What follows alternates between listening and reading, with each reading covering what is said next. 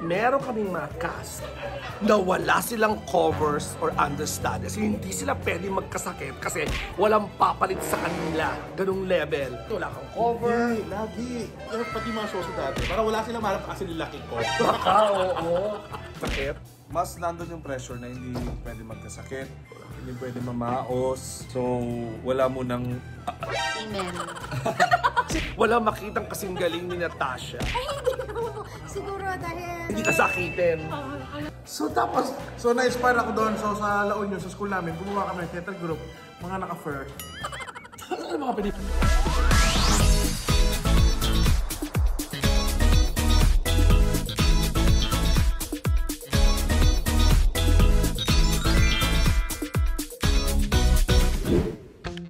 So yun na nga, it's our 7th week, it's Friday, so it's warm-up time. Tawag dyan, Linda Blair.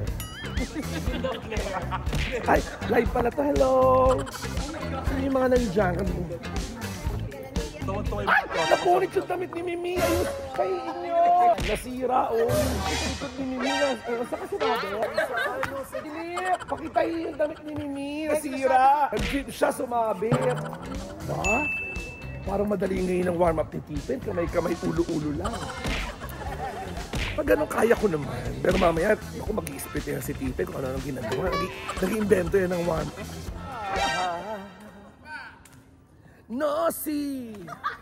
Nosi Balasi, sino ba sila?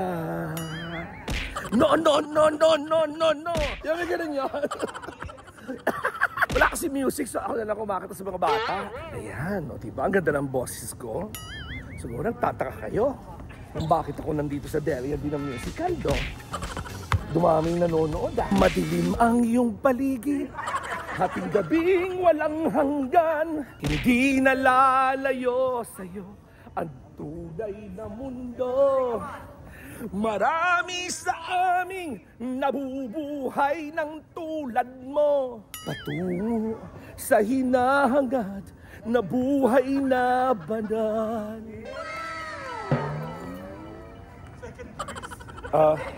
So ayun na nga. So syempre sa part 2 ng aking Delia vlog, na-meet na natin yung mga covers or mga understudy. Eto na, meron kaming mga cast na wala silang covers or understudies. Hindi sila pwede magkasakit kasi walang papalit sa kanila. Ganong level. At isa na dyan, playing the role of Billy, ang aking anak na si Alfred.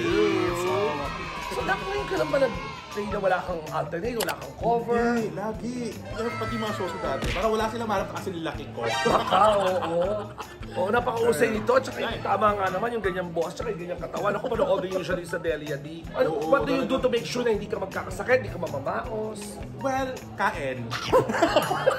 Number 1. Ano ng energy ng gagana eh, no? Kasi ano na, plus pahinga talaga. Pag ano, so... After ng play or rehearsal, totoo. Minsan nga kahit nasa eksena ako, nagpapahinga. Nakakatulog. Pressure siya kasi nga, hindi ka ba dyan magkasakit. Tapos wala akong choice talaga, kundi go for it. So yun. Pero okay lang kasi pag wala kang cover, sa'yo lahat ng show. Sa bagay. Paano ka nagsimula sa theater? Bata ka pa lang? Hindi, ano na, late na. After kong mag-college, na-invite ako mag-audition. Kasi ba sumali ka sa The Clash, tsaka The Clash, tawag ng tangalan. Kasi nag-contest ako nun sa Tagaytay. Tapos judge si Tita Pinky Marquez. Hey, Tita Pinky, sabi niya, alam mo yung boss mo pang teatro. So ayun na, tapos parang subukan ko mag-audition. Tapos tuloy-tuloy na unang role ko, nanay.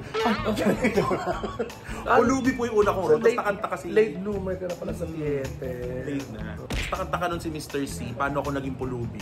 Kasi ako matabang pulubi. Ay naku, abangan nyo si Arpis dito. Invite mo sila na. Ayun guys, kung ano, wala pa kayong gagawin, meron pa kaming mga shows next week. Tapos hanggang June 28. Ayan. So, nood kayo guys, maganda tong show. Very Pinoy. Yan, ako, abangan nyo itong anak ko na Pinoy. Hindi siya kakayanin. Meron ako ditong buhat, tapos itotos ako sa ere. Pero abangan nyo kung sasambutin o hindi. Papakilala ko sa iyo iba pa naming cast na walang alternate. Wala akong Brazil. Ganyan yung Italian. Na music, walang mic, mabilis lang na para nang ma-refresh yung mga dialogue namin. Importante yung dialogue tsaka blocking. Kahit yung first and last line lang, gano'n ng Italian. refresh lang our memory. Kasi galing kami sa, ginagawa ko usually pag galing sa break. May break na kami ng Monday to Thursday. So every Friday, nag-iitayan lang.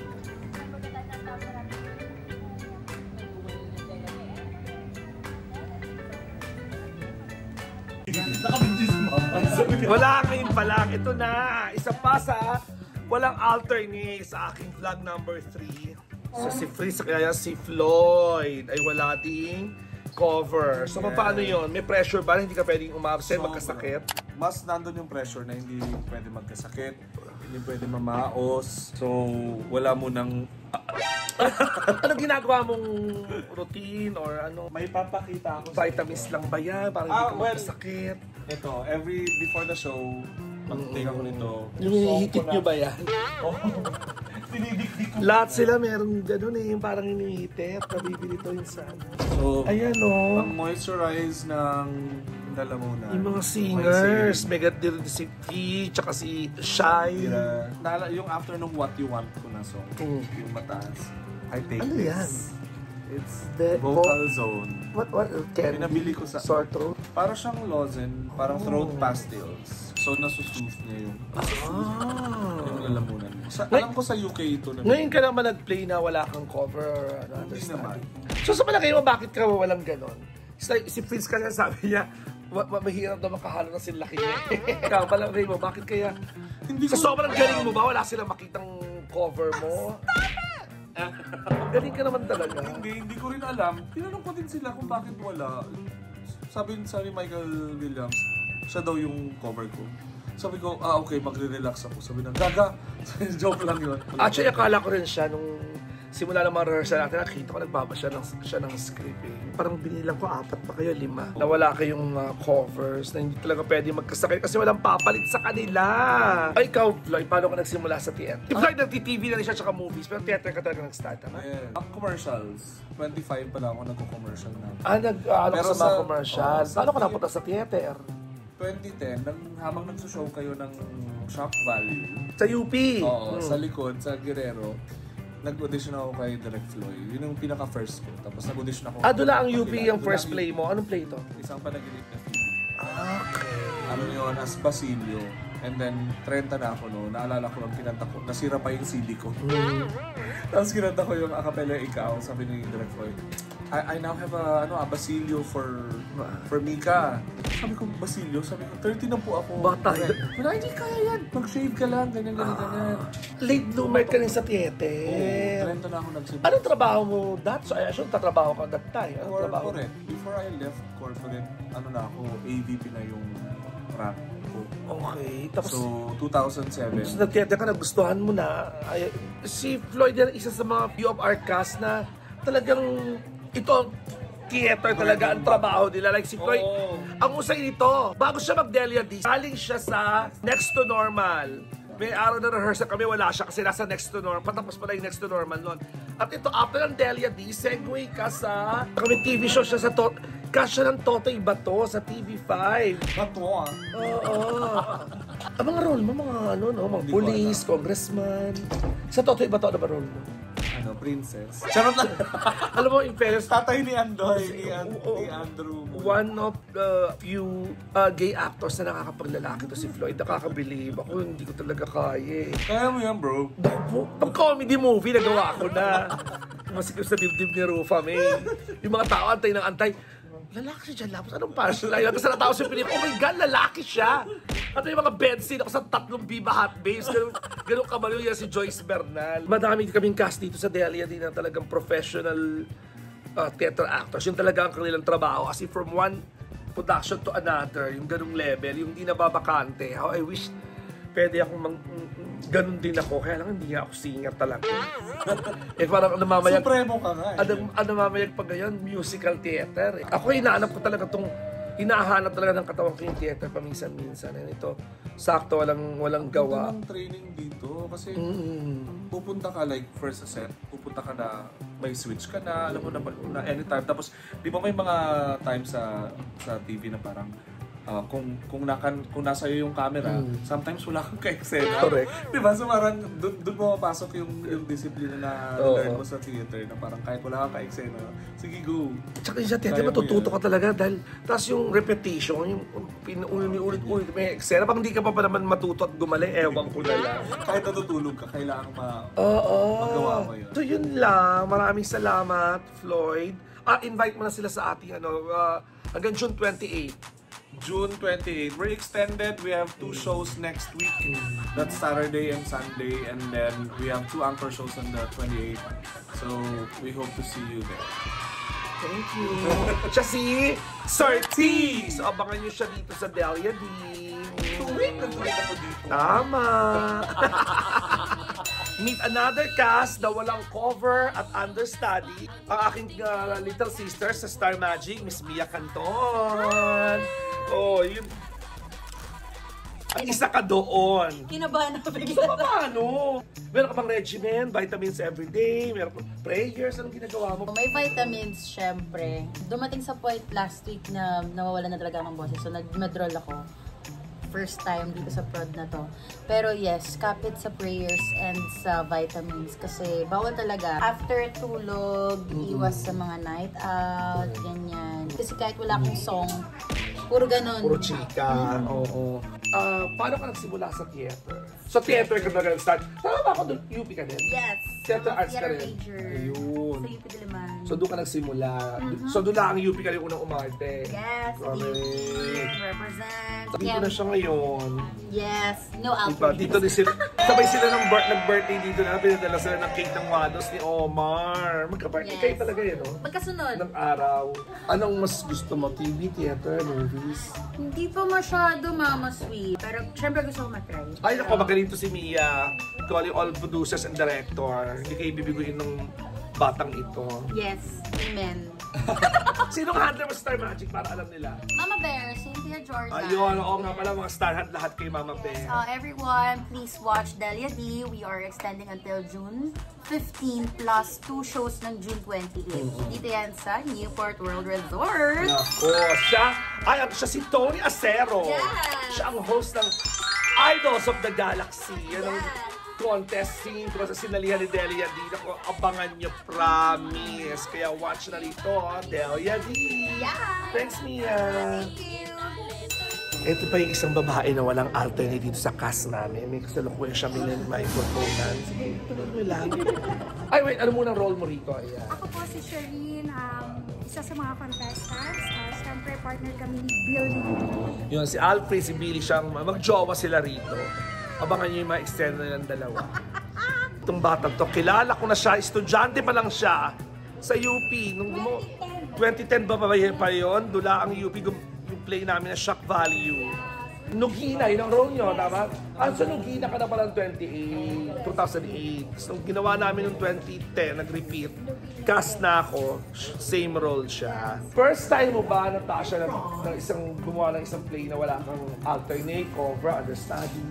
Hindi naman po kasi yung sa AEB, since ang sama ko, wala din pong cover. Pero itong featured role, first time po na walang cover or understudy. O meron ka bang regimen o ritual na ginagawa para hindi ka magkasakit? Kasi bawal kayong umabsent. Basta nag-iingat lang po, bawal masyadong maggala. As much as possible, habang nag-run yung purod, kailangan nasa bahay lang ako. Kasi mahirap magkasakit. Correct. Vitamins, of course. Walang papalit sa kanya. So malagay mo, bakit wala ka? Walang makitang kasing galing ni Natasha. Ay, hindi po. Siguro dahil... Hindi ka sakitin. Alam ni Sir na hindi po ako sakitin talaga. Alam ni Sir. Grabe, oo. Diyos ko, dagil ko na palang trabaho itong batang to. Yes. Nagkatrabaho ba tayo sa... Saan na may movie tayo eh? Si Mendiola, call center. Call Center Girl! Panoodin niya, nandun din siya. First movie mo ba yun? Yes po. Paano ka napunta doon? Kay Direk Don yan eh. Direct yun. Saya rin yung pelikula natin na Sobrang yun. saya no. Invite mo na sila. Sana po makanood kayo ng Delia D musical featuring the songs of Jonathan Manalo. Hanggang June 28 po kami. Well, encore, show. At sana mahabol nyo kami. Mapapasaya talaga kayo ng show na to. At madami kayong makukuha. See you! Thank you, Natasha. Eto na, last na, panlima na siya na cast member nitong Delia D. Ang role niya rito ay si... Ano ang pangalan mo rito? Si Jose. Ayan, siya ang kuya ni Delia D. Joshua Cabiladas. Tama ba ako? Oo. Maniwala kayo sa hindi, bata pa po ito. Tama ba ako? Mas matanda pa si Pipal mo sa'yo? Oo. Pero dito sa play namin, kuya, maaga po siya na-expire. Kwento mo, paano ka nagsimula sa theater? Nakwento niya na sa akin to, pero mabuti nang sa kanya manggaling. May nagpa-play sa school namin sa La Union. Tapos, Ito yung mga theater group na Fly by Night. yung yan mga Noli, Pili, gano'n yung mga play nila, mahanap, gano'n. Grupo yan, kilala ko yan mga yan. Tapos yung mga... Umiikot sila sa mga probinsya, sa mga school. Kasi nga yung prerequisite, parang nare-require yung, kasi nga usually ang play nila, mga works ni Rizal. Tapos, Mangha ako. So sa pag-uwi ko ng bahay, nagpabili ako sa Divisoria, ay sa ukay-ukay ng mga fur jacket. hindi na napanood niya, naka-jacket nga. Kasi syempre nga, 18-something yung play, di ba? Kaya dapat naka-jacket. Hindi nga 18, ginawang Ginawang modern? So yung mga naka-fur coat, yung pang-Alaska. Bongga. So tapos, So na-inspire ako doon. So sa La Union, sa school namin, gumawa kami ng theater group, mga naka-fur. ano mga piniplay niyo? Mga kung ano-ano. Pero naka-fur lagi. Yung parents ko, pinapunta ko dito para kumanta. Kasama sila sa kasalapinsan ko. Pag gising ko ng umaga, wala na sila. Iniwan na nila ako. Bakit ka nila iniwan? Ayaw naman nila ako mag-aral sa La Union. Parang gusto nila dito. Pero puta na wala akong pera nun. Wala ako. Tapos, anong ginawa mo? Naghanap ako ng scholarship sa RTU, Himig Rizalya. Naging soloista ako nun. After 1 year, lumipat ako sa PUP, Theater Arts, and the rest is history. Sinabihan ako ng tropa ko na formal wear. Tapos pagbaba ko sa CCP, naka-hip-hop lahat. Bakit kami ng formal? Kala ko, skantahan lang eh. Uwi na ako, napunta ko CR, magsi-CR ng Gilamos. Umiyak ako, tapos tinawag yung pangalan ko. Punta ka sa Xmart, ano pong gagawin ko? Sabi niya, hindi, tumawa lahat. Hindi ko alam gagawin ko. Ginawa ko, binuksan ko yung pintuan. Nalibag ko, uwi na ako. Sa Gilamos ako, kunwari, ito sa monologue ko. Tangin na Diyos, mag-audition ka dito, wala kang monologue. Hindi sa rin sa monologue. Kasi ilang dialogue mo? Pero alam ko na mag-drama ka na lang, gayahin mo na lang si Nora Honore. Tapos ginagaya ko yung mga pelikula nila tayo. Memorize ko. Parang ang ginawa mo monologue, kinakausap mo yung sarili mo. Tapos yung ending sabi mo, alam ko na, huwag ka na lang mag-audition. Sabi ko sa monologue. Tawan-tawa daw sila, kaya yun, pumasa siya. Kanta, anong kinanta mo doon? Maganda boss ito, in fairness. Iniwan mo sana isipin. Hindi ka lang nakakinsa, hindi ka lang magawa. Umiwas ang piling, hanggang magpagiging, laging sisigaw, tanging ka. Ako naman, alam mo kung saan kita unang napanood? Kung paano ako naging leading lady yes. ni Chris Martinez. Doon kita unang napanood. Payat ka pa. Ang ganda ng katawan mo kasi superhero kayo natin. Anong suot yun? Mas spandex, hapit na hapit sa katawan. So, ano nangyari? Masarap kumain. Dahil tinig po, kinakain niya. Ano ngayon ang regiment mo o ritual mo? Si Floyd may iniinom na ano lang, matulog lang na sapat para hindi mamaos. Kahit mga 6 hours. Tapos uminom ng maraming tubig. Tapos manalangin. Importante yun eh. No? Pero ngayon ka lang ba nagkaroon ng play na wala kang cover, understudy? Hindi. Lagi naman po, karamihan wala ko. Wow! Wala eh. Ano to eh. Iba itsura eh. Oh. Wala. So mahirap hanapan ng kamukha. Hindi kaya gano'n. Kaya lagi ka wala. Madalas wala. Madalas din meron. At ito ngayon dahil isa rin siya sa cast ng professional actor na talaga, professional theater actor. Author ng Delia D, segue na kaagad siya sa, anong title nun? Sideshow. Sideshow, kasama na si John Santos, gano'n. Ikaw, anong role mo doon? Ako po si Jake, o yung Cannibal King. So English na musical to? So nag-i-English ka rin pala na musical? Mahusay naman ako pag sang through. Pero pag lines, kailangan aralin. O ayan, panoodin natin. Ang ulit title? Sideshow. Sideshow. Saan ba yan? Sa Circuit Makati. Si Sir Kit. Yan. July 25 to August. So ayan po si Joshua. Abangan niyo yan. Kami laging ka-eksena dito sa Delia D. Bilang kuya nga siya ni Delia D. Thank you, Joshua. It's a rainy Saturday. Nakakaloka. Nakakasarap matulog. Hirap-hirap gumising. June, ano ngayon? June 7 pala yun. Dapat second to the last day na namin. Today, na-extend kami pa ng hanggang next day. So as usual, first order of the day, Warm up time. Next shot's going on 26.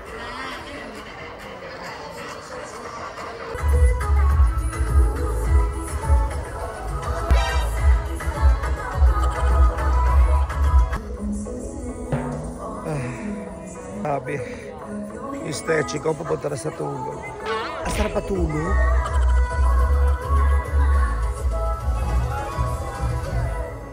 Grabe ang haba ng pila tonight. Para yung mga gusto magpa-pictorial with us. Ready for it? Smile! Grabe, nanood ang BGY o ng Dahlia B. Nag-enjoy ba kayo? Nag-enjoy kayo? Yung mga cast namin ang gusto magpa-picture sa inyo, tawagin nyo nga si Floyd! Kami talaga yung nagpapapicture at video sa BGY. Siyempre, dinala ko talaga yung camera ko kasi hindi kasi Miss Lana, Miss Luisa! Kaya nagdala ko ng camera, upo ka din, Dings ko!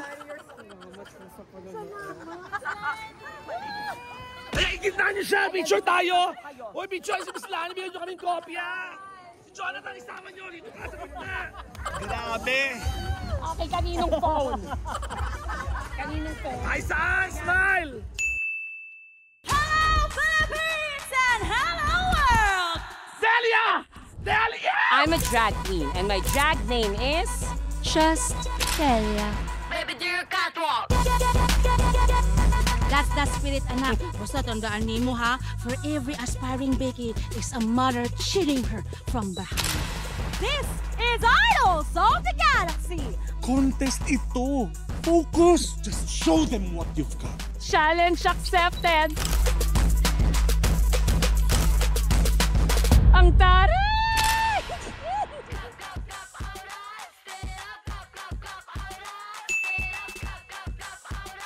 Stay up,